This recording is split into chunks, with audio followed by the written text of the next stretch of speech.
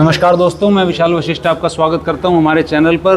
दोस्तों, मेरे साथ मौजूद हैं महाराज श्री दयानंद सरस्वती जी, जिन्हें यति जी महाराज भी कहा जाता है। और दोस्तों, आज महत्व जानेंगे 9 मेवात में जो ब्रजमंडल के लिए यात्रा जाती है, जलाभिषेक होता है, उसका क्या महत्व है, क्यों उसी मंदिर को चुना जाता है बार बार, हालांकि हिंसक घटनाएं भी वहाँ होती रही हैं। महाराज जी प्रणाम। नमस्कार, आप सबका स्वागत है आश्रम के प्रांगण में। सावन के महीने में सदियों से भगवान शिव का जलाभिषेक, हिंदू समाज का ये मानना है कि उससे भगवान शिव समस्त मनोकामनाएं पूर्ण करते हैं। और ब्रजमंडल में जो हमने अब की बार जलाभिषेक की यात्रा के लिए प्रयास किया है, वहाँ जो शिव जी हैं वो स्वयंभू शिव जी हैं, अपने आप प्रकट हुए हैं। तो उनका महत्व है, लेकिन कुछ लोग उनकी जानकारी नहीं है।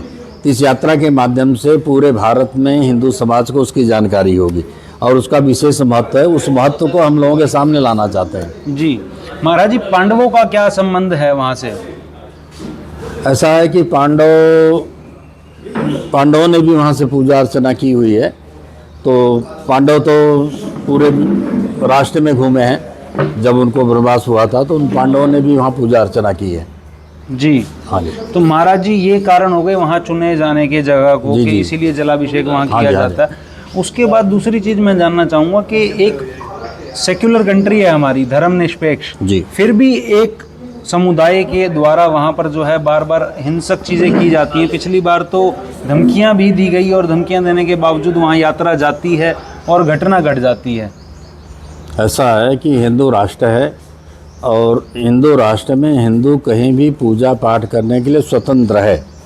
विश्व परिषद का यही प्रयास है, हम सबका यही प्रयास है कि पूरे देश से अमन चैन रहे, हम सब शांतिपूर्ण ढंग से।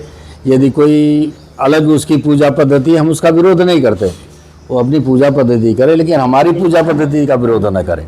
जी, ये मैं पूरे हिंदू समाज को मैसेज देना चाहता हूँ। विश्व हिंदू परिषद या कोई संत महात्मा कभी किसी का विरोध नहीं करता। हम तो सबके कल्याण की कामना करते हैं। तो किसी भी जाति, किसी भी वर्ण, किसी भी धर्म का व्यक्ति हो, मैं उसका सम्मान करता हूँ, लेकिन कोई हमारा अपमान करे वो हमें बर्दाश्त नहीं है।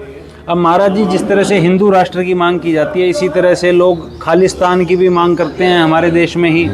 और फिर धीरे धीरे जो है चीज़ें बढ़ेंगी तो मुस्लिम राष्ट्र की भी मांग करने लगेंगे लोग। ऐसा हम नहीं कह रहे, ये ओपोजिशन की पार्टियां बताती हैं कि इसलिए सेक्युलर कंट्री जो है रखा गया। और सबसे बड़ी बात महाराज जी आती है इसके अंदर कि संगठन से जुड़ी हुई रूलिंग पार्टी है हमारी, विश्व हिंदू परिषद भी उसी संगठन की एक इकाई है। तो सेक्युलर शब्द क्यों नहीं आज तक हटा दिया गया? फिर ऐसा है, विश्व हिंदू परिषद का हमेशा प्रयास रहा है कि शब्द को हटाया जाए, लेकिन सरकार की क्या मजबूरी है वो हमें पता नहीं। लेकिन हम सरकार के ऊपर पूरा दबाव डालते हैं कि शब्द को हटाया जाए। और ये राष्ट्र हिंदुओं का राष्ट्र है, इसमें जितने हैं सब हिंदू हैं। हिंदू का मतलब किसी जाति विशेष से नहीं है। हिंदुस्तान में रहने वाला हर व्यक्ति हिंदू है।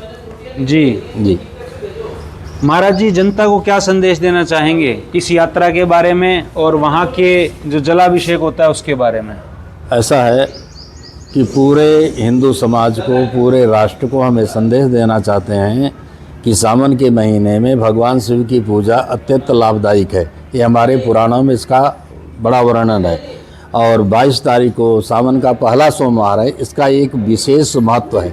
और हम अपने भगवान शिव जी जो वहाँ जो है स्वयंभू हैं, प्रकट हुए हैं, आज तक जिनके दृष्टि में वो नहीं था, उन सबको ये मैसेज जाए कि वहाँ भगवान शिव हैं। लोग अधिक से अधिक संख्या में जा कर के उनका दर्शन करें, लाभ प्राप्त करें, ये संदेशा दें।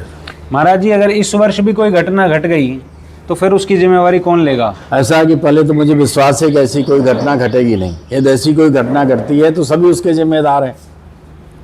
अब किसी एक व्यक्ति का तो नाम नहीं लिया जा सकता, सभी उसके जिम्मेदार हैं। जी महाराज जी, एक चीज़ और भी आती है, जिस तरह से विश्व हिंदू परिषद सभी राज्यों में काम कर रहा है, डिस्ट्रिक्ट्स में काम करता है, ग्राउंड लेवल पे काम करने का इनका प्रयास रहता है। तो नूह और मेवात जहाँ पर मंदिर है, वहाँ के एरिया में क्या ये ग्राउंड लेवल पे काम नहीं कर पाते हैं? वहाँ पर हिंदुओं की ऐसा है कि विश्व हिंदू परिषद ने वहाँ बहुत काम किया है। मैं खुद मेवात क्षेत्र में रहा हूँ, मैं थे, हमारे माननीय रास बिहारी जी थे। हमने वहाँ जो है 80 कलश यात्रा भी निकाली थी और पूरे शांतिपूर्ण ढंग से हमने 80 कलश यात्रा निकाली। बड़ा लोगों ने सहयोग दिया हमारा। कोई इस प्रकार की घटना तो विश्व हिंदू परिषद शायद प्रयास कर रहा है और आगे भी करता रहेगा। जी, आपने समय दिया महाराज जी, बहुत बहुत धन्यवाद।